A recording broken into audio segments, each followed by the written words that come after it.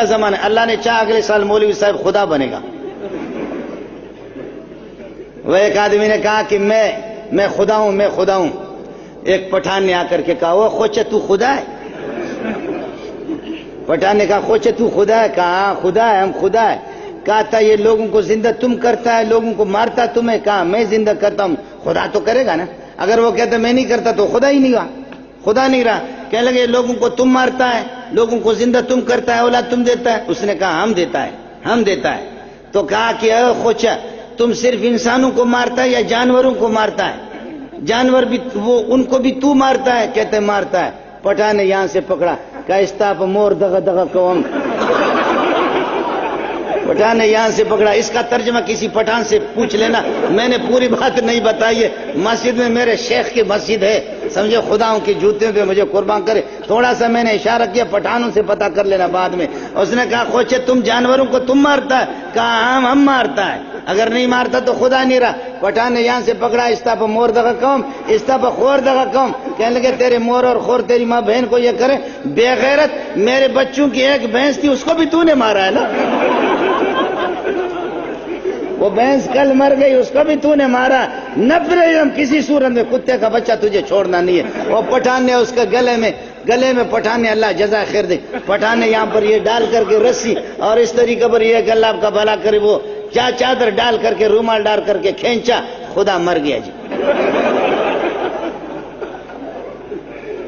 ہاں ایسے خدا بھی ہے کہ پٹھان اس کو کھینچے تو اس کی ٹٹی بھی نکلے. اس قسم کے خدا بھی جی یہاں پر بنتے ہیں. یہ ملک بڑا زرخیز قسم کا ملک ہے، بہت زرخیز قسم کا ملک ہے. یہاں ہر ایک خدا کے لیے ہے. میں یہ آفریدی نہیں، آپ کے کرکٹ والا آفریدی، اس کا بھائی ہے اقبال آفریدی. تو اقبال آفریدی وہ پچھلے سال میرے پاس آیا، کہا سنا ہے کہ تو تعویذ والا. اب مولا اشرف علی میرا گلا پکڑے کہا کہ تو تعویذ کیوں لکھتا؟ میں لکھتا ہوں.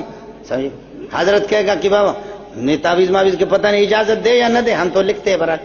کبھی لوگ میرے دوسرے لوٹتے، اللہ کا نام لکھ کر کے دیتے، شرکی تعویذ نہیں لکھتے، مجبور کرتے لکھتے ہیں. وہ میرے پاس آ گیا، کہتے ہیں میری بچی کو جنات ہے، سنا کہ تو بڑا مولوی. میں نے تعویذ دے دیا، کہتے ہیں میں بہت لٹ چکا ہوں. گیا اور 4-5 دن کے بعد کہا خدا آپ کو جزا خیر دے، بچی میری ٹھیک ہو گئی. پھر یہ آفریدی آپ کے کرکٹ والا نوجوان تو جانتے ہوں گے نا، وہ کرکٹ والا، تو ان لوگوں نے پھر میری دعوت کر دی.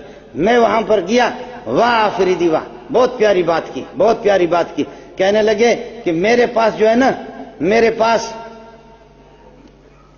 وہ ہری پگڑی والے، پہلے آپ نے دیکھا نا کہ یہ آپ کے بھاولپور میں حضرت اسپتال ہوتا تھا، بھاولپور میں، اور یہاں آپ کے پنڈی منڈی میں بھی. یعنی کسی کی آنکھوں کو اگر یہ کہ آپریشن کرتے تھے تو ایک ہرے قسم کی پٹی لگاتے تھے. ان کے سروں پر پٹی لگی ہوئی ہے ہرے قسم کی. دیکھا ہی نہیں دیکھا؟ ہاں توتے. بات آئی سمجھے؟ کہنے لگے کہ یہ بھی میرے پاس آتے ہیں، اور وہ دوسرے کالے کپڑے والے، یا حسین ہے. فرعون کو خدا نے غرق کیا، کہا موسیٰ تماشا دیکھ.